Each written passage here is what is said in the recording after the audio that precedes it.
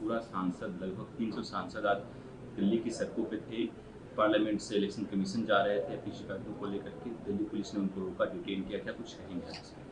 नहीं, देखिए, जब विपक्ष, करीब करीब पूरा विपक्ष देश का, और विपक्ष के नेता राहुल गांधी ने तथ्यों के साथ चुनाव प्रक्रिया को लेकर अगर बात पब्लिक डोमेन में रखी है, तो कम से कम इतना तो ज़रूर बनता है कि इलेक्शन कमीशन जो बात वो कह रहे हैं उसको इन्वेस्टिगेट करे और उस पर जनता के सामने अपना पक्ष रखे।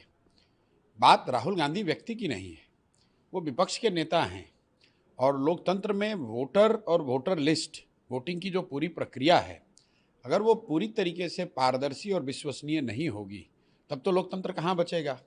तो अगर उस पर विपक्ष के नेता ने कोई बात कही है, और मैं ये बात बहुत पहले से कह रहा हूँ, जब राहुल गांधी ने महाराष्ट्र चुनाव के बाद एक आर्टिकल के जरिए इन बातों को रखा है, तब से मैं कह रहा हूँ कि आप राहुल गांधी के समर्थक हों या विरोधी, लेकिन अगर राहुल गांधी ने चुनाव प्रक्रिया को लेकर, वोटर लिस्ट को लेकर जो बातें रखी हैं पब्लिक डोमेन में, इलेक्शन कमीशन को उस पर जवाब देना चाहिए।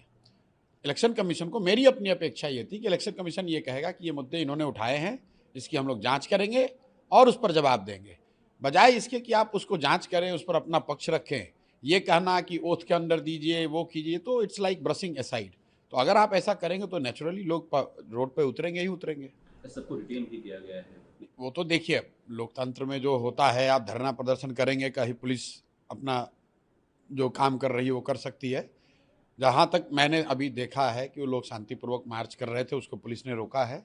वहाँ की क्या स्थिति है मुझे मालूम नहीं है। विषय मार्च नहीं है, विषय ये है कि जब वोटर लिस्ट को लेकर, वोटिंग की प्रक्रिया को लेकर इतने बड़े पैमाने पर कोई बात रखी गई है, तो इलेक्शन कमीशन को उसका जवाब देना चाहिए। उसके पास क्या ऑप्शन बचता है? वो तो इलेक्शन कमीशन ने एफिडेविट नहीं, मांगा। ऑप्शन ऑप्शन तो बदले में बीजेपी जो है वो लोकतंत्र में ऑप्शन कभी बंद नहीं होते हैं। विपक्ष या जो लोग भी समझते हैं कि गलती हो रही है, वो आवाज़ उठाते रहेंगे। अंततः तो जनता मालिक है, जनता भी देख रही है, और लंबे समय तक इलेक्शन कमीशन इस बात से अपना मुंह नहीं छिपा सकता है। उसको जवाब तो देना ही पड़ेगा, आज दीजिए या 2 महीने के बाद दीजिए, जवाब तो देना ही पड़ेगा। संभव है कि राहुल गांधी ने जो बातें कही हैं उसमें कुछ कमी रह गई हो या उसमें सच्चाई न हो, लेकिन जवाब तो हर हालत में इलेक्शन कमीशन को देना पड़ेगा। बिहार में जो 65 लाख वोट काटे गए हैं एसआईआर के जरिए, उसको लेकर के इलेक्शन कमीशन ने कहा है कि हम किसी भी क्यों काटे, कैसे काटे, इसके जवाब देने के लिए हम बाध्य नहीं। देखिए, ये जो राहुल गांधी ने बात उस दिन प्रेस कॉन्फ्रेंस में उठाई है, वो वोटर एडिशन को लेकर है। बिहार में जो एसआईआर हो रहा है, ये वोटर डिलीशन का मामला है।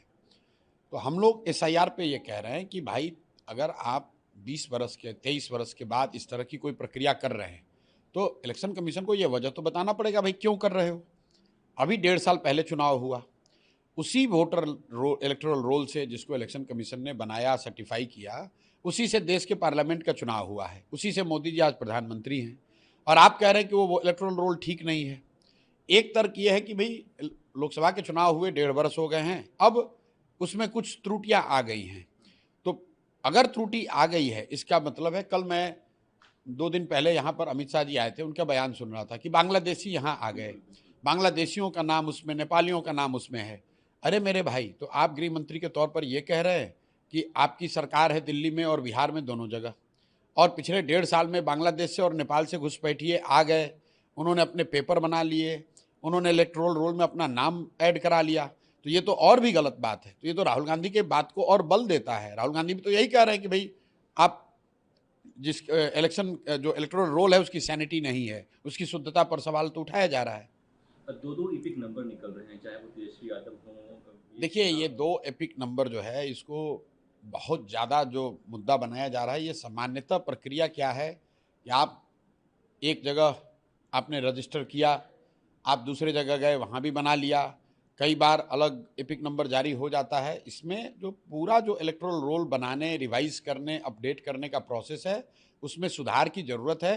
और उस नज़रिए से भी जो राहुल गांधी ने कहा, सुधार अगर करना है तो इलेक्शन कमीशन को इलेक्टोरल रोल, वोट होता है तो वोटिंग पोलिंग बूथ पर जो फॉर्म 19 क्लोज होता है वो, और फॉर्म 20, इन तीनों को मशीन रीडेबल फॉर्म में ऑनलाइन कर दीजिए, ये आधी समस्या अपने आप खत्म हो जाएगी। Let's be transparent.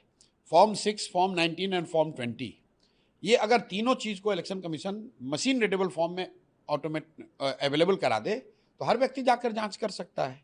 तो इस तरह के डुप्लीकेट नाम, एडिशन डिलीशन का मामला, कितने पोल हुए, कितने काउंट हुए, वो सारा मामला अपने आप खत्म हो जाएगा। अभी तो हालत यह है कि जो बूथ का फॉर्म 20 है उसको अपलोड करने में इलेक्शन कमीशन 6-6 महीना लगा देता है, और जब वो अपलोड भी करते हैं कि उस बूथ पर किसको कितना वोट मिला, वो भी इस फॉर्म में होता है, कहीं स्कैन करके डाल दिया, कहीं डिजिटल फॉर्म में डाला, कोई स्टैंडर्डाइज फॉर्म में नहीं है, उसको आप एनालाइज नहीं कर सकते हैं। तो इलेक्शन कमीशन को इस बात का संज्ञान लेना चाहिए। फॉर्म 6, फॉर्म 19 और फॉर्म 20, इन तीनों फॉर्म के डेटा को लिटरली रियल टाइम बेसिस पर अगर मशीन रीडेबल फॉर्म में अपलोड कर दिया जाए तो उससे बहुत तरह की परेशानियों से बचा जा सकता है। राहुल गांधी ने कहा कि हम कोर्ट में नहीं जाएंगे, मैं एक सांसद हूँ और मेरे शब्द ही मेरे वचन हैं, ऐसे में मैं जनता के बीच में जाऊंगा। और तो देखिए, अब राहुल गांधी ने क्या कहा, वो राजनीतिक तौर पर इस मामले को कैसे आगे बढ़ाना चाहते हैं, ये हमारा विषय नहीं है। ये कांग्रेस का मामला है, कांग्रेस जाने। जहाँ तक जो बातें उन्होंने दिल्ली में कही उसका बिहार से कोई लेना देना नहीं है। वोटर एडिशन का मामला, बिहार का मामला उन्होंने नहीं पेश किया है। बिहार में जो SIR है वो वोटर डिलीशन का मामला है, दोनों को मिक्स मत कीजिए, दोनों अलग अलग मामला है। वो कह रहे हैं कि दोनों में ही गड़बड़ियां हो रही संभव है, लेकिन उन्होंने जो प्रेस कॉन्फ्रेंस में जो बात कही, जिस कर्नाटक के कंस्टिट्यूंसी की बात कही, वो वोटर एडिशन का मामला है। उसके 5 अलग अलग पहलू उन्होंने बताए, उस पर इलेक्शन कमीशन को जवाब देना चाहिए।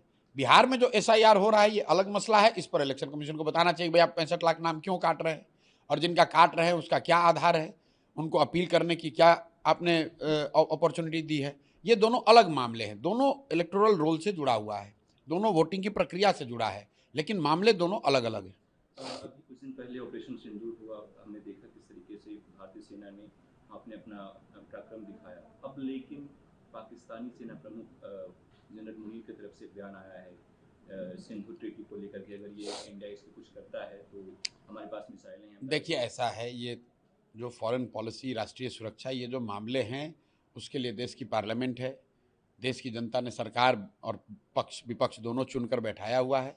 जब जैसी स्थिति होगी, दे आर कैपेबल, उन पर जनता का विश्वास है, जनता ने उनको वहाँ इसी काम के लिए बैठाया है, they will respond to it. अब ऑपरेशन सिंदूर हो गया, जो सफलता मिलनी थी वो मिल गई। अब उसी मामले को रोज़ रोज़ घुमाते रहने का कोई फ़ायदा नहीं है, और ख़ास करके बिहार में जहाँ पर चुनाव है, बिहार में विधानसभा का चुनाव है, ये भारत पाकिस्तान का मुकाबला नहीं हो रहा है, बिहार में विधानसभा का चुनाव है।